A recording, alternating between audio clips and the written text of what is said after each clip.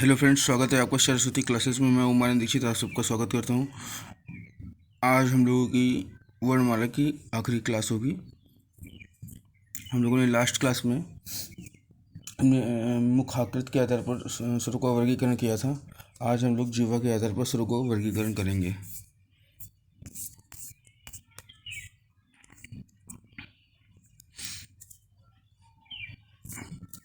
जीवा के आधार पर स्वरों की संख्या जो होती है फ्रेंड्स, वो होती है 3।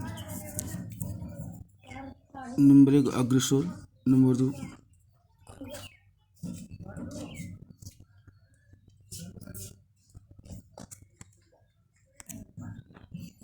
अग्रस्वर, यानी कि जीवा के भाग से जो स्वर बोले जाते हैं उन्हें अग्रस्वर बोलते हैं। जीवा के मध्य भाग से जो स्वर का उच्चारण किया जाता है उन्हें मध्य स्वर कहते हैं। और जीवा के पश्चिम भाग यानी जीवा के पिछले हिस्से से जिन स्वरों का हम उच्चारण करते हैं उन्हें पश्चिम स्वर कहते हैं। जीवा के अग्र स्वर, जो जीवा के अग्र स्वर होते जीवा के अग्र भाग से जिन स्वरों का हम उच्चारण करते हैं उन्हें अग्रस्वर कहते हैं। इनकी संख्या 5 होती है फ्रेंड्स। इनकी संख्या कितनी होती है? इनकी संख्या होती है 5। जीवा के आगे भाग से उच्चारण किए गए स्वरों की संख्या इनकी कितनी होती है? 5 होती है फ्रेंड्स। कौन कौन सी? छोटा ई, बड़ा ई, ऋषि, ए और ए। इन इन 5 स्वरों का उच्चारण हम जीवा के अग्रभाग से करते हैं। क्वेश्चन सीधा सीधा पूछ लिया था, जीवा के अग्र भाग से यानी कि जीवा के अग्रभाग से या फिर अग्र स्वरों की संख्या कितनी होती है? 5। कौन कौन से? छोटी ई, बड़ी ई, ऋषि, ए। ये होते हैं जीवा के अग्रभाग से, इनका उच्चारण किया जाता है। नेक्स्ट होता है जीवा के मध्य स्वर। जीवा के मध्य भाग से सिर्फ और सिर्फ आ का उच्चारण किया जाता है। इसी वजह से मध्य स्वरों की संख्या कितनी होती है? 1। मध्य स्वरों की संख्या कितनी होती है फ्रेंड्स? 1 होती है। ठीक है, अब देखते हैं जीवा के पश्च भाग। जीवा के पश्च भाग यानी जीवा के भाग से जिन स्वरों का उच्चारण करते हैं उन्हें पश्च स्वर कहते हैं। इनकी संख्या भी 5 होती है। इनकी भी संख्या कितनी होती है? 5 होती है। और कौन कौन से होते हैं पश्च स्वर? कौन कौन से होते हैं? बड़ा, छोटा ऊ, बड़ा ऊ, ओ और औ। ये जीवा के पश्च भाग से यानी इनका उच्चारण किया जाता है, इसलिए इन्हें पश्च स्वर कहते हैं। तो 5 होते हैं पश्च स्वर, 5 होते हैं अग्रस्वर और 1 होता है मध्य स्वर, यानी कि स्वरों की संख्या होगी कितनी? 11। ये हो गया हमें जीवा के आधार पर स्वरों का वर्गीकरण। ठीक है फ्रेंड्स, ये हम लोग अभी नोट्स में भी देख लेते हैं। ये देखिए, ये लिखा हुआ है जीवा के आधार पर स्वरों की संख्या 3 होती है। अग्रस्वर छोटी ई, बड़ी ई, ऋषि, ए, मध्य स्वर आ और पश्च स्वर बड़ा आ, छोटा ऊ, बड़ा ऊ, ओ और औ। ये हो गए आपके पश्च स्वर। ठीक है फ्रेंड्स, अब हम लोग आगे देखते हैं स्वर अनुक्रम या स्वर संयोग। स्वर अनुक्रम या स्वर संयोग ऐसे शब्द होते हैं जिनमें सिर्फ और सिर्फ स्वरों का उपयोग किया जाता है, इसमें व्यंजन नहीं आते। इनमें स्वर अनुक्रम या स्वर संयोग में व्यंजनों का उपयोग नहीं होता, सिर्फ और सिर्फ स्वर अक्षरों या स्वर वर्णों से अक्षर का निर्माण होता है, शब्दों का निर्माण होता है। कौन कौन से? जैसे लिखा हो आओ।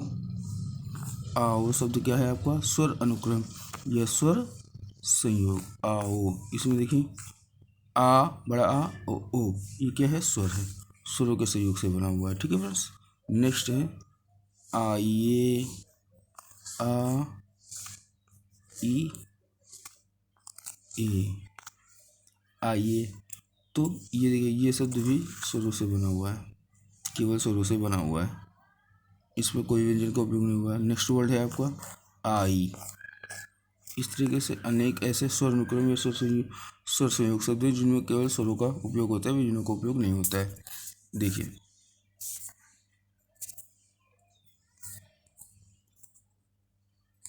ये रहा। ठीक है फ्रेंड्स, अब नेक्स्ट देखते हैं। एक नोट आप देख लीजिए, एक चीज़ आप लोग समझ लीजिए फ्रेंड्स। एग्जाम में सीधा सीधा पूछ देते हैं संधि स्वरों की संख्या कितनी होती है।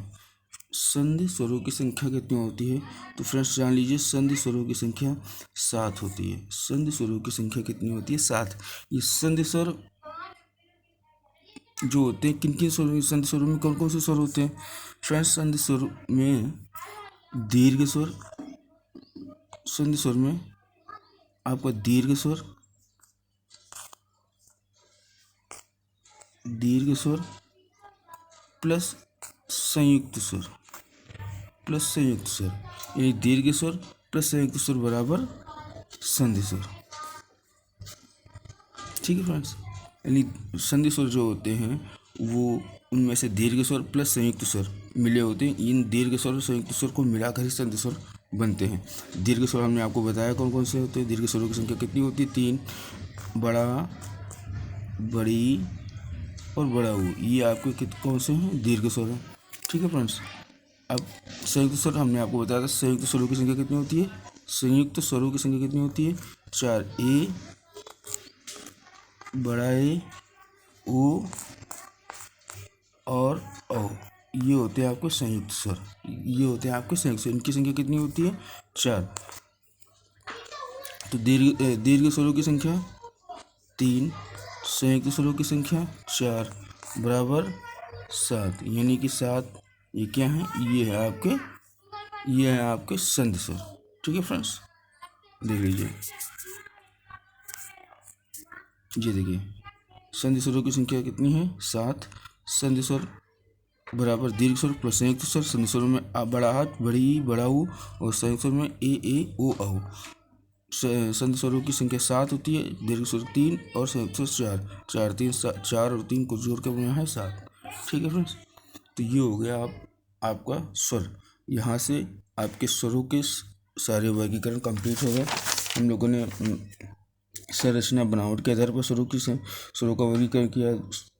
उच्चारण अवधि, श्वास अवधि के आधार पर स्वरों का वर्गीकरण किया।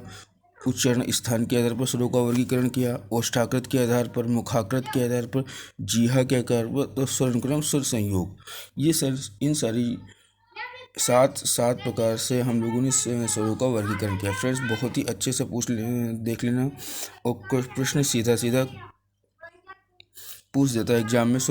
जिया के आधार पर स्वरों को कितने भागों में बांटा गया, तीन भागों में बांटा गया। ओष्ठाकृत के आधार पर स्वरों को कितने भागों में बांटा गया, 2 भागों में बांटा गया। प्लस इन सबको आप क्लास में फिर से देख के फिर से अपना नोट्स देख लेना, नोट्स अपना क्रिएट कर लेना। फ्रेंड्स बहुत ही इंपॉर्टेंट, बहुत ही एग्जाम की पर्पज से बहुत ही ये इम्पोर्टेंट है।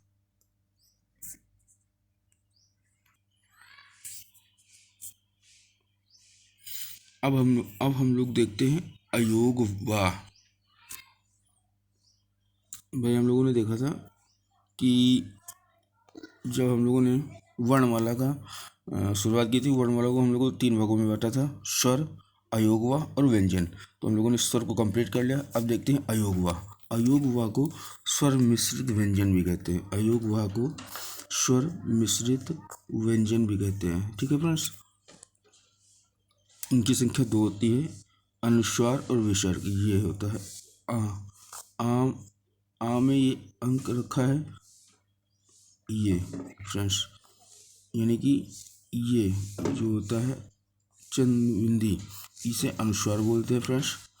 और ये जो 2 बिंदी इधर साइड में लगी होती हैं, इसे ये फ्रेंड्स बोलते हैं, इसको बोलते हैं विसर्ग।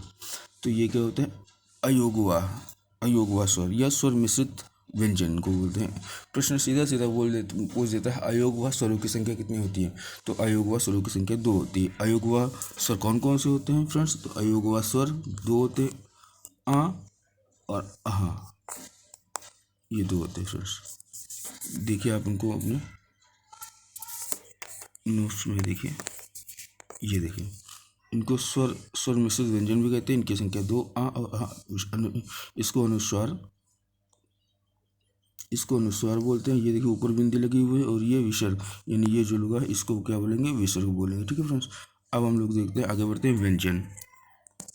अब हम लोग देखते हैं आगे व्यंजन।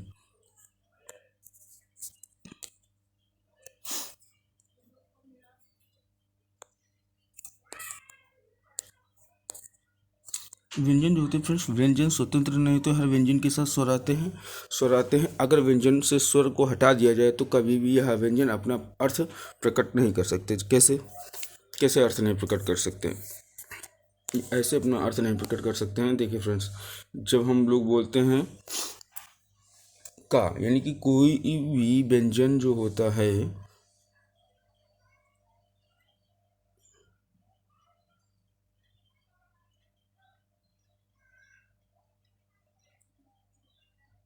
कोई भी व्यंजन होता है वो स्वतंत्र नहीं होता, वो स्वर अपने साथ लेके आता है। अगर व्यंजन से स्वर को हटा देंगे तो अपना अर्थ वह अधूरा प्रकट करेगा, आधा प्रकट करेगा। कैसे, जैसे हम लोगों ने का बोला, तो इस का निर्माण कैसे हुआ, इस का निर्माण हुआ है का प्लस आ से, यानी ये हो गया आपका व्यंजन। यानी इस हलंत का अगर जिस भी व्यंजन में ये हलन लग जाती वो आधा होता है, यानी कि का, ये आधा का और ये आ, तब ये दोनों मिलके बना क्या, का। तो का के साथ भी व्यंजन आ गया। नेक्स्ट वर्ड जैसे देख लेते हैं गौ। अब ये गौ हो गया, गौ का अगर हम विच्छेद करेंगे, वर्ण विच्छेद करेंगे तो गा प्लस औ। तो फ्रेंड्स, मेरा कहने का मतलब कोई भी व्यंजन स्वतंत्र नहीं होता, वो अपने साथ कोई ना कोई स्वर लिए रहता है, कोई ना कोई स्वर लिए रहता है। अगर कोई भी व्यंजन अधूरा हो, कोई व्यंजन अगर स्वर रहित आ जाए तो वो अपना आधा अर्थ देगा। कैसे, जैसे कि आप देख लीजिए, एक वर्ड देख लीजिए, बच्चा। ठीक है फ्रेंड्स, अगर आप इस वर्ड को, इस शब्द को देखेंगे, बच्चा शब्द को देखेंगे, तो इसमें बा देखिए, बा अपने साथ आ लिए हुए है, चा बड़ा, चा के साथ बड़ा हुआ है, लेकिन ये जो आधा चा है ये स्वर रहित है, इसीलिए यह अपना आधा अर्थ दे रहा है। तो इस बच्चों को हम ऐसे, इसको हम ऐसे भी लिख सकते हैं, ये भी सही है। किसी वर्ण में, किसी व्यंजन में हलन लग जाती है तो वो आधा शब्द कहलाता है, आधा होता है इसीलिए। लेकिन हम लोगों ने अपने लेखन की पद्धति में इस तरीके से ना लिखकर इस तरीके से लिखना शुरू कर दिया। तो फ्रेंड्स, ये भी सही है लेखन की दृष्टि से, और ये भी सही है लेखन की दृष्टि से, बच्चा। ठीक है फ्रेंड्स, आगे देखते हैं। ये देखिए, इसे देखिए, गौ, पाओ, जा, तो हर एक व्यंजन अपने साथ कोई ना कोई स्वर लिए होता है। नेक्स्ट आगे देखते हैं व्यंजन।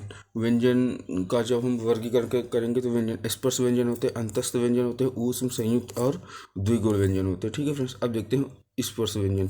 स्पर्श व्यंजनों की संख्या फ्रेंड्स होती है 25। स्पर्श व्यंजनों की संख्या होती है 25। ठीक है, स्पर्श व्यंजन कौन कौन से होते हैं, का वर्ग, चा वर्ग, टा वर्ग, ता वर्ग, पा वर्ग, ये होते हैं आपके स्पर्श व्यंजन या वर्गीय। इनको हम स्पर्श व्यंजन या वर्गीय व्यंजन दोनों बोलते हैं। इनकी संख्या कितनी होती है, 25 होती है। कैसे, देखिए हमने बोला का वर्ग, तो का वर्ग में देखिए, का वर्ग में का, खा, गा, घा, घा, अंगा। चा वर्ग में चा, छा, झा, झा, इया। टा वर्ग में टा, ठा, डा, डाड़ा। ता वर्ग में ता, था, दा, धा, ना। पा वर्ग में पा, फा, बा, भा, ना। पा, फा, भा, मा। ये हो गया आपके, ये हो गया आपके स्पर्श व्यंजन और वर्गीय व्यंजन। इनको स्पर्श व्यंजन और वर्गीय व्यंजन बोलते हैं। इनका उच्चारण, अगर इनका उच्चारण स्थान आप देखना चाहें तो कावर का उच्चारण स्थान कंठ होता है, कंठ। इनको आधुनिक वैज्ञानिक आधुनिक विद्वानों ने इसे कोमल स्पर्श भी कहा है, यानी कावर को कोमल स्पर्श भी कहते हैं, और इनका उच्चारण कंठ से होता है। चा वर्ग का उच्चारण तालु से होता है। टा वर्ग का उच्चारण मूर्धा से होता है। ता वर्ग का उच्चारण दंत से होता है। पा वर्ग का उच्चारण ओष्ठ से होता है। ठीक है फ्रेंड्स, अब देखते हैं अंतस्थ व्यंजन। अंतस्थ व्यंजनों की संख्या कितनी होती है, अंतस्थ व्यंजनों की संख्या 4 होती है। ठीक है, ये होते या, रा, ला, वा, ये अंतस्थ व्यंजन है। अंतस्थ व्यंजन को अर्धस्वर भी कहते हैं। ठीक है फ्रेंड्स, क्वेश्चन पूछ सकते हैं। अर्धस्वर कौन कौन से होते हैं, यार अलावा ऑप्शन दे सकते हैं, एक ऑप्शन हटा सकते हैं, तो उसमें आपको देखना होगा। तो अंतस्थ व्यंजन और अर्धस्वर एक ही होता है। अंतस्थ व्यंजनों की संख्या कितनी होती है, 4। कौन कौन से, यार अलावा। ठीक है फ्रेंड्स, बिल्कुल ध्यान से देखिए। अगर आप हमारे साथ जुड़े रहते हैं तो यकीन मानिए आपको वन डे एग्जाम से वर्णमाला से संबंधित कोई भी प्रश्न आपको गलत नहीं होने वाला है। अगर आपको ये कंटेंट अच्छा लग रहा हो, ये आपको लग रहा हो ये कंटेंट आपको किसी भी परीक्षा, किसी भी तरह से, किसी भी परीक्षा में आपको हेल्पफुल करेगा, तो प्लीज़ आप इस चैनल को सब्सक्राइब करें, लाइक करें और शेयर करें। नेक्स्ट है ऊष्म संघर्षी। ऊष्म या संघर्षी व्यंजन। ऊष्म मतलब ऊर्जा, संघर्षी मतलब संघर्ष करते हो। जब हम इनको बोलते हैं तो थोड़ी बहुत ऊर्जा या गर्मी प्रकट होती है, ऐसा नहीं, थोड़ा बहुत बोलने से, उच्चारण करने से। स हा ऊष्म इनकी भी संख्या कितनी होती है, इनकी भी संख्या 4 होती है फ्रेंड्स, समझ लेना 4 होती है। और अंतस्थ व्यंजनों की संख्या भी 4 होती है। अंतस्थ व्यंजन होते हैं यारा अलावा, ऊष्म संघर्षी होते हैं तीनों, सा और हा, ये होते हैं ऊष्म संघर्षी व्यंजन। ठीक है फ्रेंड्स, प्रश्न सीधा सीधा ऐसे एग्जाम में पूछ लेता है, तो बहुत ही केयरफुल रहिएगा। संयुक्त व्यंजन। संयुक्त व्यंजन छत्रंग्या। संयुक्त व्यंजन होते हैं आपके छत्रंग्या, छत्रंग्या स, ये होते हैं आपके संयुक्त व्यंजन। इनकी भी संख्या कितनी होती है, 4 होती है। इनकी भी संख्या कितनी होती है, 4 होती है। छ जो है किन किन शब्दों से संयुक्त होकर किन किन शब्दों से मिलकर बना है, तो फ्रेंड्स आप ये देख लीजिए।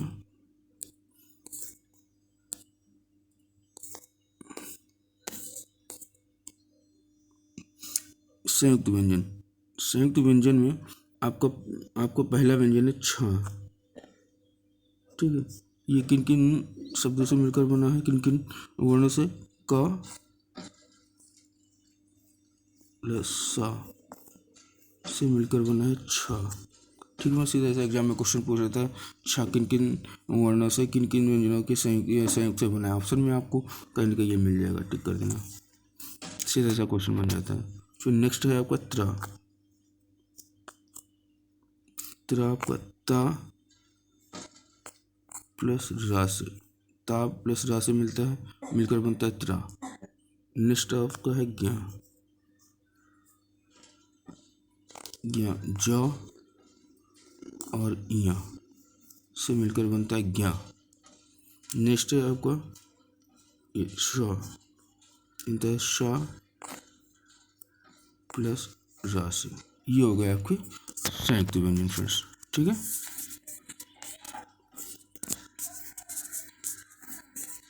अब देखते हैं द्विगुण उत्सृप्त या उक्षिप्त व्यंजन। ये दो होते हैं, ढा अड़ा, ढा अड़ा, ये दो। इनकी संख्या कितनी होती है, इनकी संख्या 2 होती है।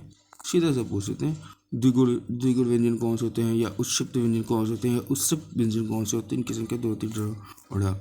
ठीक है फ्रेंड्स, अब कुछ देख लेते हैं नोट्स। इंपॉर्टेंट ये पूछ देता है एग्जाम में, पार्श्विक व्यंजन कौन सा होता है, तो पार्श्विक व्यंजन ला होता है, ये ध्यान रखिएगा, पार्श्विक व्यंजन ला होता है। लुंठित व्यंजन कितना होता है, रा होता है। ऑप्शन पूछ देता है लुंठित व्यंजन कौन सा होता है, यारा लावा, तो सीधा आपको रा मिल जाएगा, टिक कर देना। पार्श्विक व्यंजन ला होता है।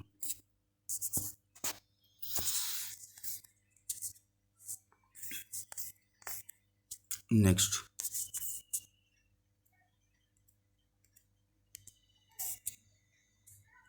अब हम लोग फ्रेंड्स देखते हैं लास्ट वर्णमाला के, ये लास्ट चैप्टर है, लास्ट क्लास है वर्णमाला की। अब इसके बाद हम लोग प्रैक्टिस करेंगे वर्णमाला की कल से। तो वर्णमाला को जरा एक नज़र में देख लेते हैं, वर्णमाला में आखिर हम लोगों ने क्या क्या इंपॉर्टेंस पढ़ा, क्या क्या है। तो फ्रेंड्स देखिए, वर्णमाला